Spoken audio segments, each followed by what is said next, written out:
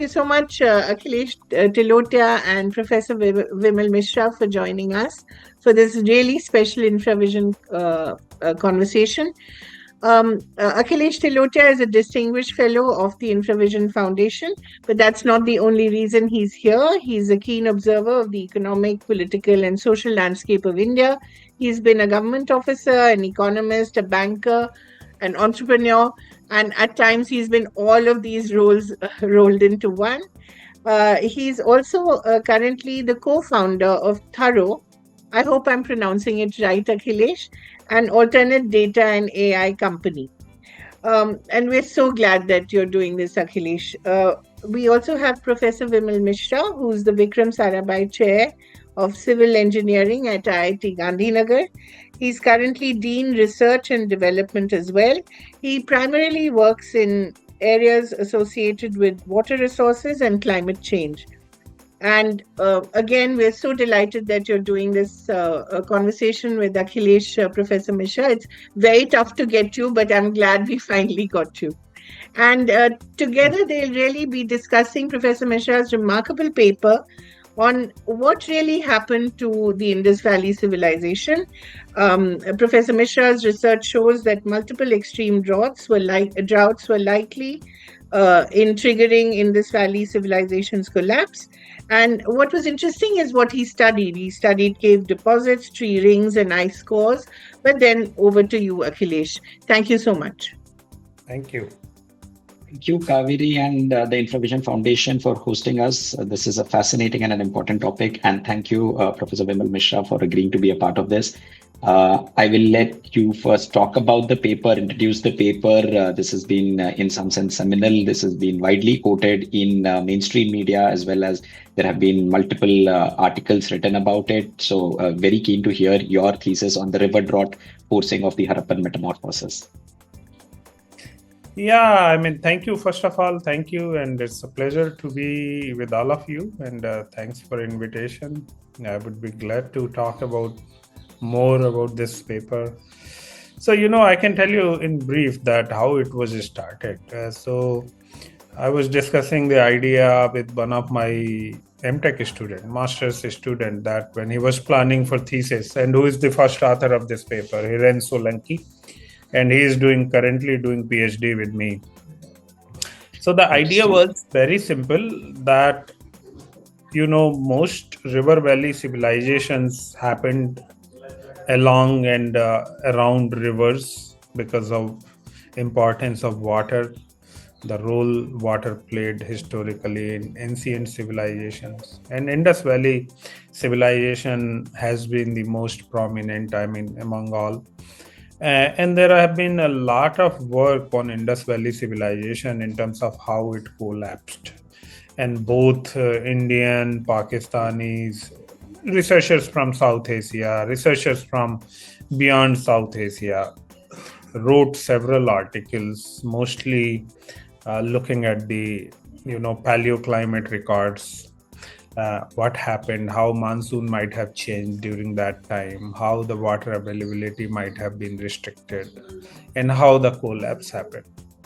So our intention was, honestly, was not to go into that deep, but we as a water scientist or engineers wanted to look that what happened to actual river flow that time, because it's a river valley. People talked previously about changes in rainfall, monsoon, etc., but no one looked at how flow changed, what happened to actual river flow. And by training, I am a hydrologist, and my student also. So we do a lot of modeling to sort of simulate river flow. If we have climate data, we can simulate river flow. So for instance, we have simulations for 100 years for which observations are available. Real observations in India are available 1901 onwards. So we have 125 years of river flow data. So then we started discussing about how we can do that. And I asked them to look about some paleoclimate model simulations. And paleoclimate model simulations will simulate climate, not necessarily river flow. So they will, those models will simulate essentially temperature, rainfall, or precipitation, other atmospheric variables. So he started looking at this data, and we found one model initially where data simulations were available. So we started looking at that, what happened.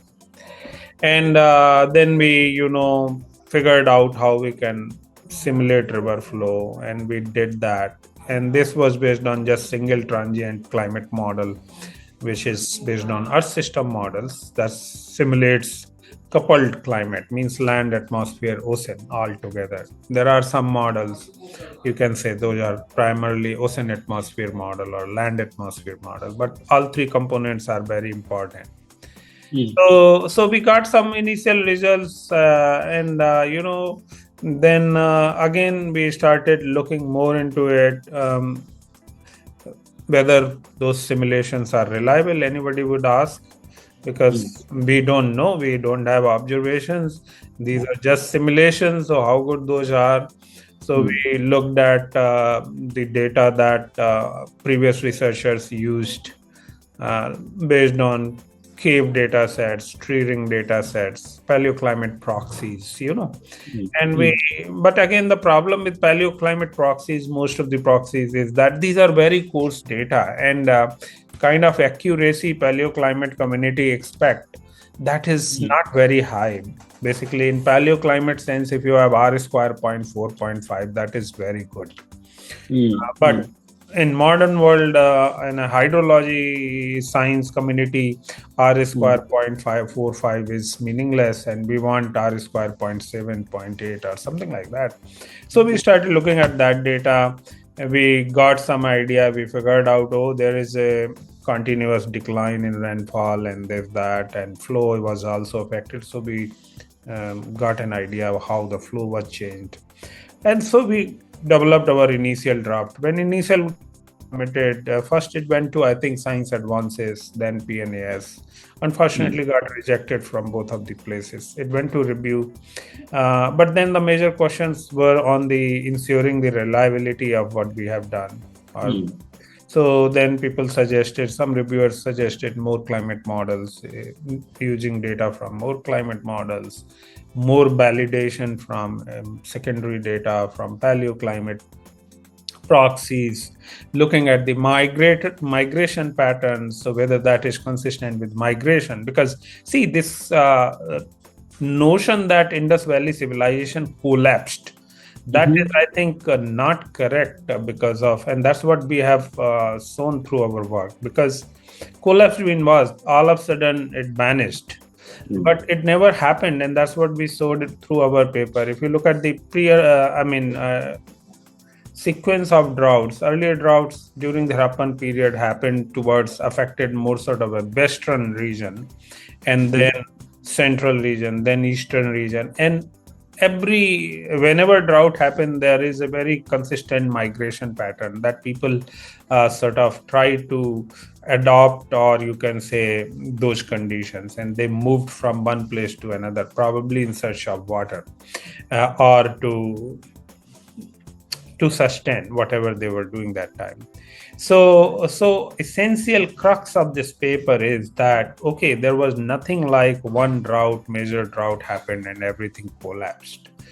It was series of droughts during the period of thousands of years, and migration patterns shows that people had enough wisdom, and not only wisdom, but the ability to adopt and sustain whatever they were doing, and they moved from one place to another.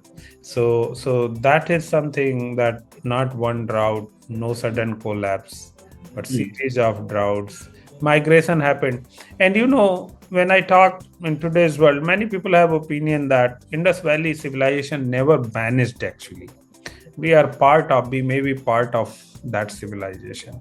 So if you look at the late Harappan period, people moved to North India, very close to the rivers, which were probably fed by glaciers and snow, and in South Gujarat, so the migration pattern suggested that if there was a sudden collapse, people would not show the signature of this long-term consistent migration event after event. Rather, they will remain at one place and they will vanish all of a sudden because something happened, they did not adapt, and that's why they could not survive. Right. So this is why probably this paper has been talked about so much, because this sort of falsify in some way the existing long-lasting theory of sudden collapse of Indus Valley Civilization because it's a single long-term drought event. Thank you, first of all, for explaining it in layman terms. This is very useful to understand the breadth of the work that you have done. Bunch of follow-up questions, Professor, to understand in some more detail. You mentioned about the coarse nature of the data sets that may well be available. And when you estimate multiple droughts and they are based on migration patterns, how do you work to say that the migration pattern does not determine the drought, but the drought determines the migration pattern? So the circular logic of this, how do we think about this as you think about the paper? And to the hydrologist in you, you mentioned about the point about water flow.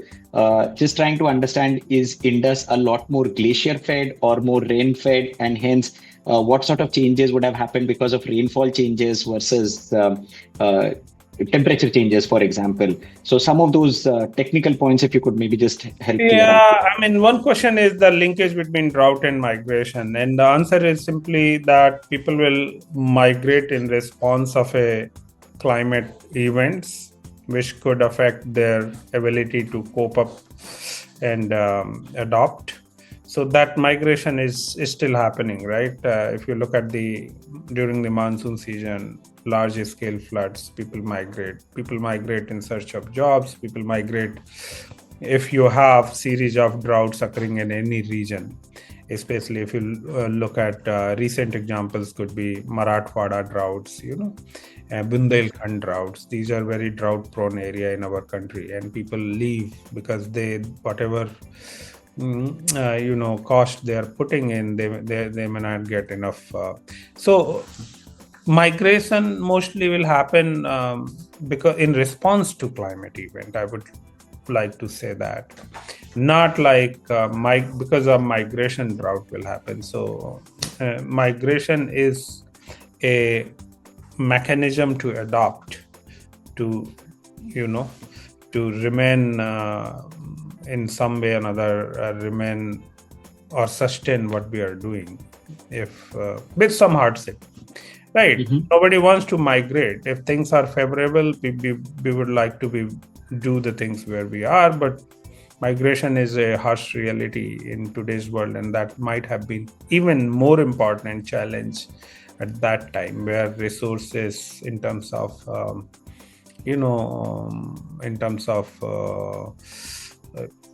having various means to live may not be there, I would say, in that way.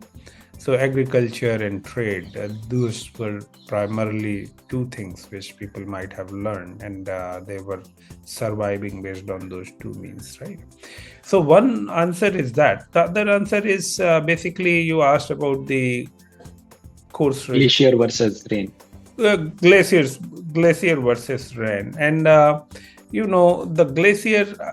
the role of glaciers, I know Indus River as of now in current situation is very well fed by glacier melt runoff. But look, glacier is also a part of precipitation. So precipitation means how the rainfall patterns are. So snow is actually so precipitation combines solid form, liquid form, whatever comes from atmosphere to land. So if you reduce the precipitation, your snow content will also get reduced. So essentially, large anomalous change, long-term changes and decline in rainfall will eventually reduce the flow, regardless of how much glacier contribution is coming or not. So that is one thing. So in our, paper, what we found out based on these, of course, reconstruction of river flow using the data from different climate models, that this was largely driven by changes in rainfall, not temperature. So temperature was the response because of rainfall. So if you, even in today's world, if there is a drought, let's say, look at the monsoon season. If monsoon is delayed, you will have more heat. If there is in August month or you have 1 month no rain, all of a sudden your temperatures go up, air conditioning, AC demands increases, electricity demands, etc. So temperature, that feedback, because of long-term decline in rainfall, droughts, there is a rise in temperature 1 or 2 degree. That could have again intensified that drought in terms of from the water availability perspective, right?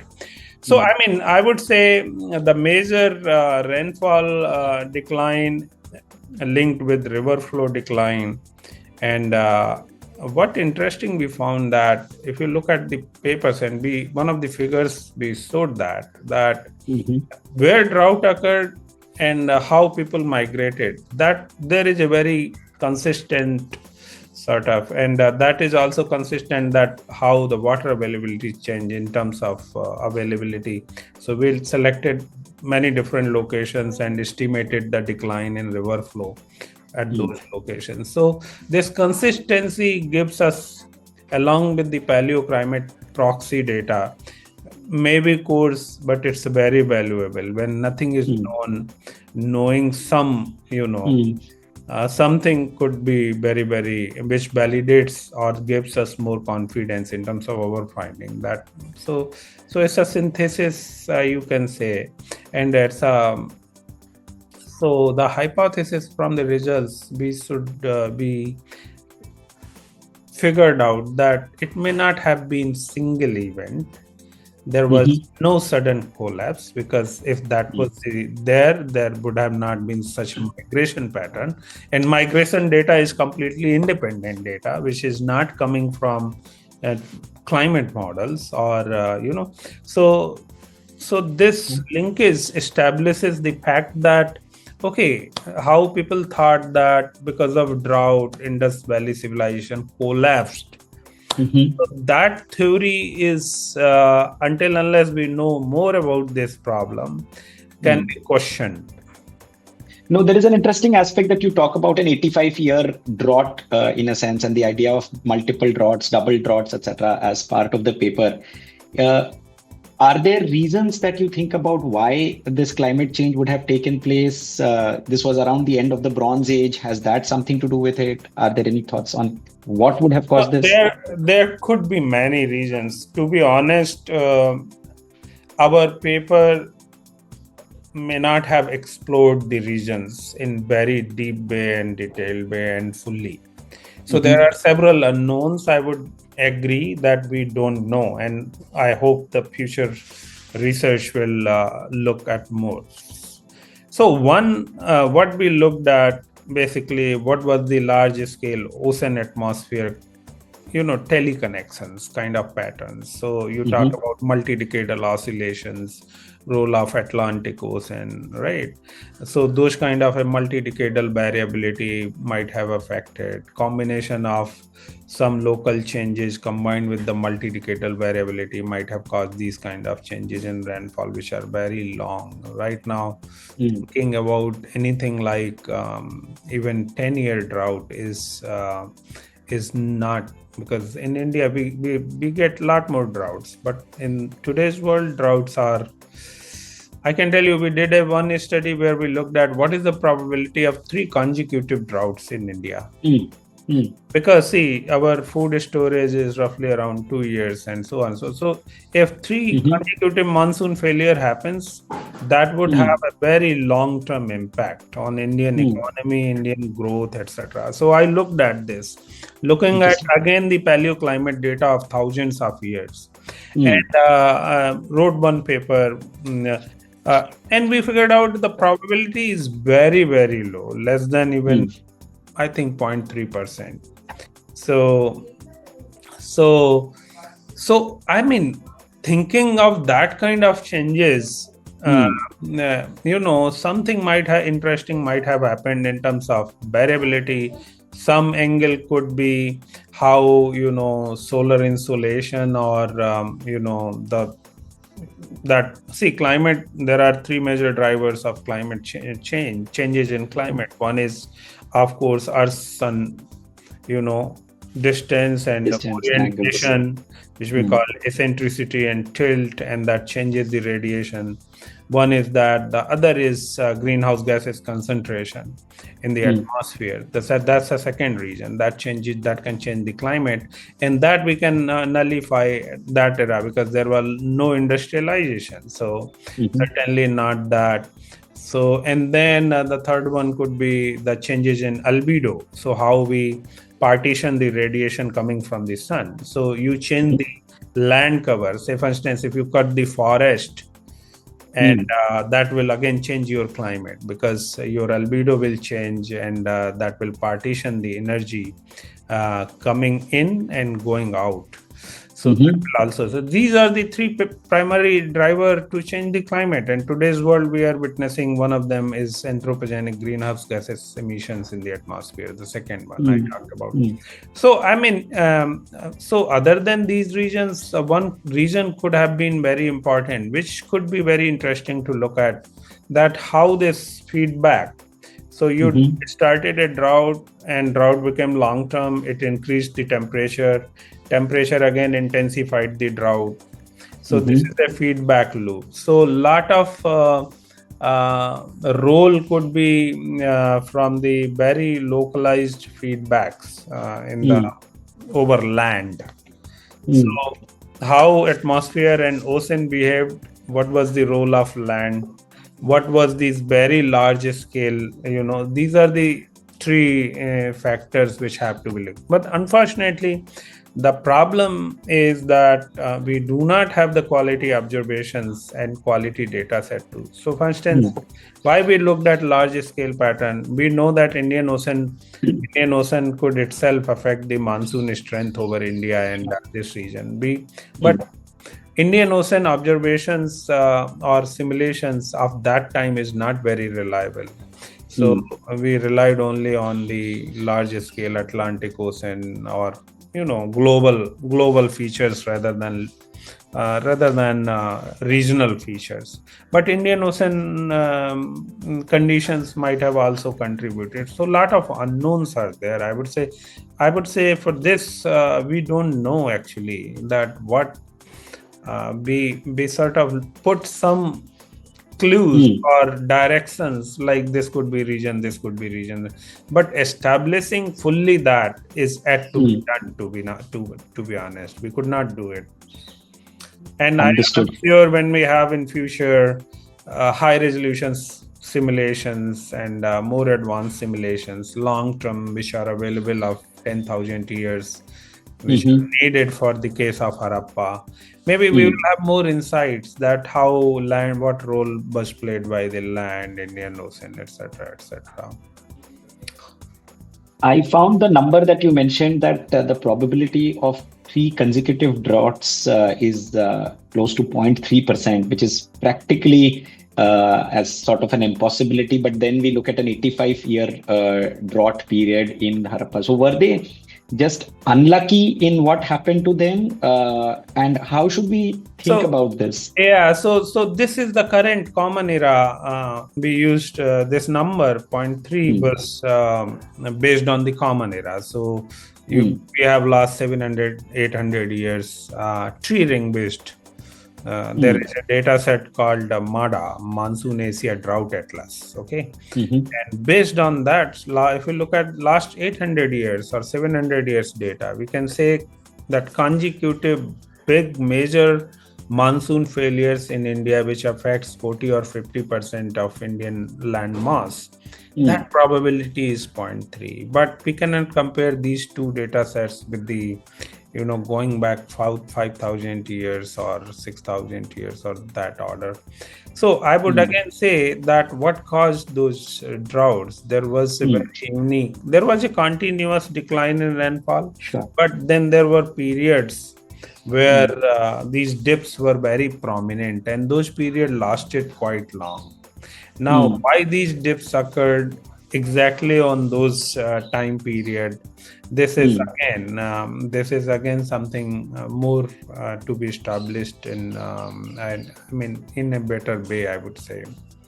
So yeah, the interesting point that you also raised was about the feedback loops and the idea that when there is drought and maybe temperature goes up, one of the current observations is, as the global warming is taking place, the ability of the atmosphere to absorb more moisture and hence precipitate a lot more is something that we have been grappling with, especially 2025 turned out to be a very, very wet year in India. So how does one think about a natural self-correcting feedback loop as opposed to a feedback loop which becomes vicious and continues to perpetuate a drought to a high temperature to a drought to a high temperature? So is there a self-correcting loop in this? So we call that drought-heat feedback. So you might have also heard term called compound heat drought. Compound means this. One will start, and in result, the next extreme will occur. So for instance, if you look, the classic example is drought-heat during the monsoon season. So let's say there is no rain especially in month of late July or August. 15-20 days break period, no rain. All of a sudden, the stored soil moisture will be evaporated. And because you have evaporated moisture, temperature will go up, right? Because cooling happens because of evaporative cooling. So temperature goes up. Now temperature goes up, then that moisture evaporation starts even faster. And once land becomes substantially or considerably dry, it creates a heat wave. Now, heat wave again will evaporate faster with faster rate. So this is one feedback. Now, you talked about global warming and atmospheric water holding capacity of atmosphere. So basically, atmosphere can hold more moisture if you increase the temperature. And there are estimates like if you increase 1 degree temperature, roughly, there is an increase in 7%, 6 to 7%, which is Clausius-Clapeyron relationship. We say that. Now, consequence of that is extreme events. Not necessarily consequence of that is that globally there will be increase in more water, and if you take the global mean rainfall, trend in global mean rainfall in last 20-30 years may not be meaningful, but trend in extremes is meaningful, right? That is going up. So that doesn't mean that we always will have more water, and that, if you look at more closely, that is happening in India. So in India, if you see, there is not very huge increase in total monsoon season rainfall. But if you look at the events within the monsoon season, there is a huge increase in extreme precipitation events and intensity of those events, right?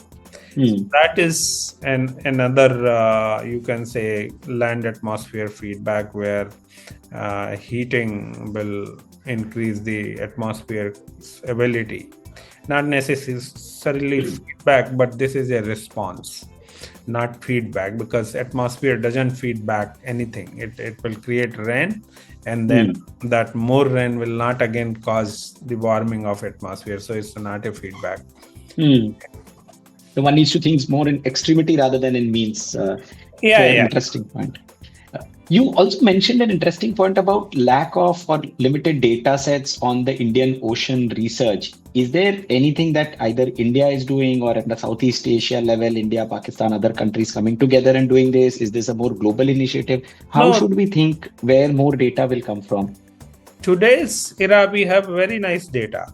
And Indian agencies are collecting wonderful data. So there is no lack of data if you want to look at recent era, especially satellite era, which is starting from 80s, early 80s onwards. We have a very good ocean data. We have very good ocean temperature data. We have very good data from sensor different platforms other than satellites, in situ measurements. I'm talking about what role Indian Ocean might have played in this Indus Valley Civilization. That is not very well established because we don't have Indian Ocean long-term reconstructions, especially paleo-relevant reconstructions. We have reconstructions of El Nino. We have reconstructions of other places. But this region, if we have more reconstructions, we can twin and train our models to somehow to mimic or simulate, and that could feed back again that how the monsoon might have changed, how the river flow was changed, how it might have affected.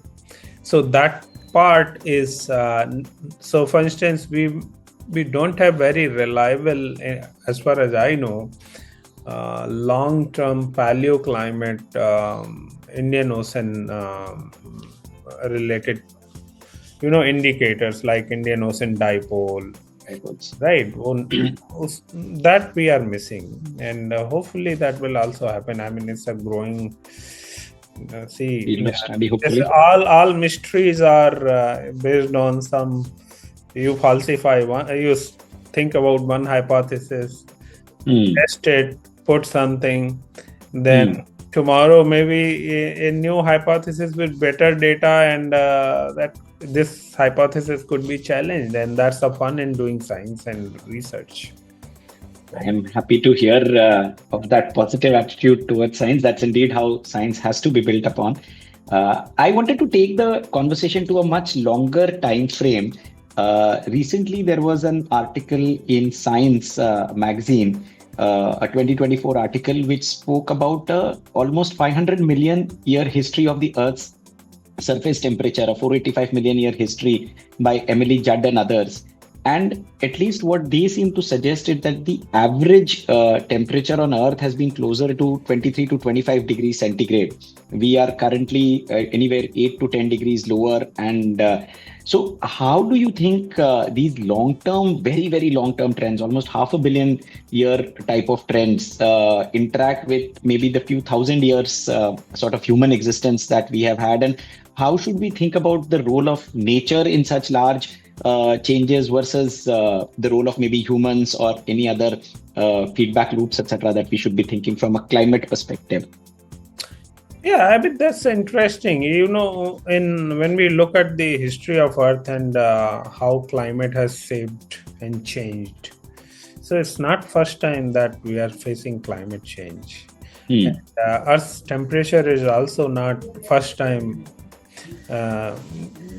increased by 1 degree Celsius. If you look at even 800,000 years of history of Earth's temperature, you will see it has been many times, right?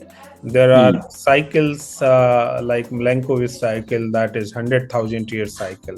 Temperature will go up, then come down, then again will go up and come down. Then glacial, interglacial cycles are there, right? And these cycles, 10,000 year cycle, 100,000 year cycles, these cycles are largely governed by the Earth Sun, how they are oriented. Okay. So humans have not played a role as far as we know from the reconstruction of Earth's climate history through various ice core records and so on and so forth. Now, you asked like we are living in a cooler world. Yeah, we may be, but temperature is a measure, right? But what is more important, that how happily we can live in what kind of temperatures. Right. So if we can live at 40 degree happily, 50 degree happily, 60 degree happily, it doesn't matter if 1 or 2 degree changes, right? So why today's current era climate change is important, and we cannot put an analog in the past.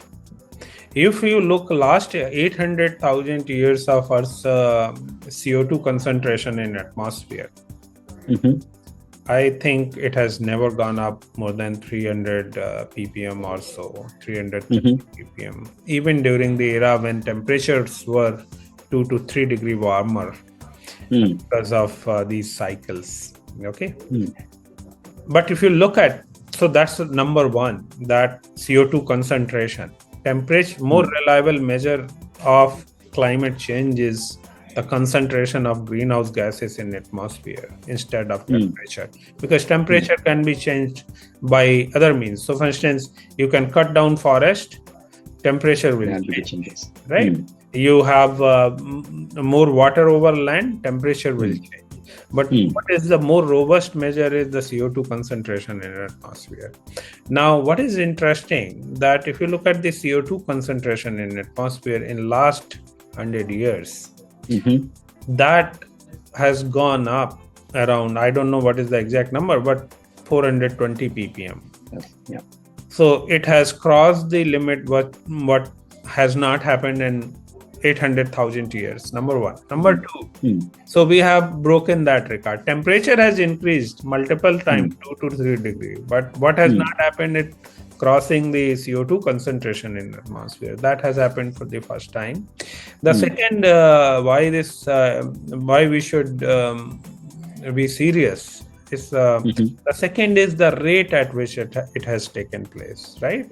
I told you earlier cycles, if 2 to 3 degree rise in temperature will happen in 100,000 years in response to those cycles, solar cycles, right? Now that has happened in 150 years, right?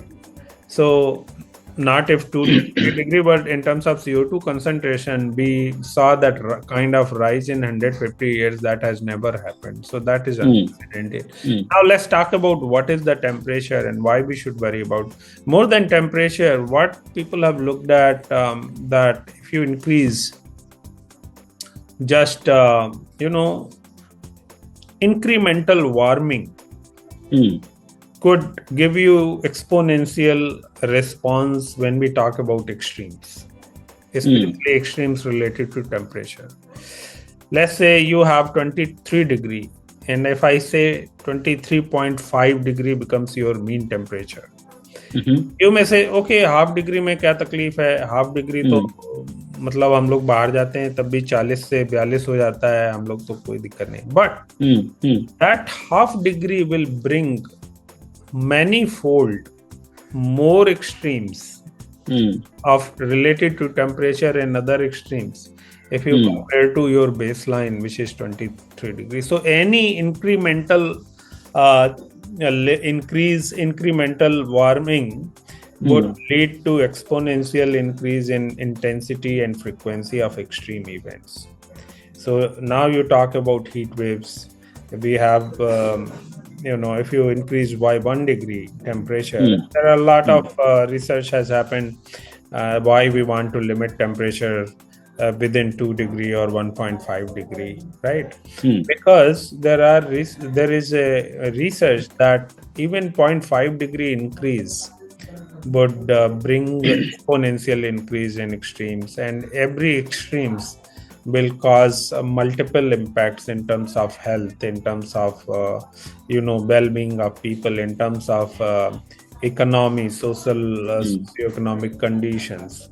So the food we grow, if you increase just 2 degree temperature, your reduction would be very, very meaningful. And if you don't want to reduce, then your input cost will increase like anything, right? So how comfortably we can live in which situation, that is more important. And that's why people are concerned about current climate change. And if we look at 440 million years back, what might have happened, fine. We should look at the recent past, what might have happened, right?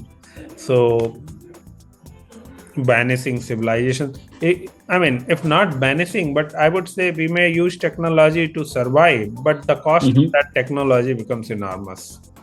So, for instance, now you see you have in a season in Delhi, I don't know if you live in Delhi or Mumbai, but let's say if you are in Delhi and normally you get 15 days with very high heat stress, when bed wall temperature reaches around 30 degree. Now, what will happen if number of those days gets doubled? And that can easily happen by 1 degree increase in temperature. Yeah. Right. So then you think about electricity cost, air conditioning cost. You can adapt if you are rich, but how about poor? How about a large population in our country? So that cost of adaptation increases very, very rapidly. And that's why everybody is concerned that the world in climate change may not vanish civilizations, but what it can do, it will create enough hardship for people to afford that change and the side effects of that change. I think the big learning of this conversation has been that don't focus on the median, focus on where that median or the mean is changing and what sort of extreme impact that can create. And frankly, while the Earth itself may survive with higher temperatures, what happens to human civilizations, and something that you have shown through your paper on the Indus Valley Civilization, that even if there is not a sudden collapse, maybe there can be a large-scale migration or dispersion that is possible. So something for us to be aware of as the climate changes. I want to thank you, Professor, for taking time out and explaining the paper and taking us through many of the intricacies of how you have created it and how we should be thinking about the current situation. Thank you so much for this. Thank you. It was pleasure talking to you, and I think we discussed several things. Thank you so much. Thank you. Thank you so much, Akhilesh and Professor Mishra. We look forward to more such conversations. Thank you.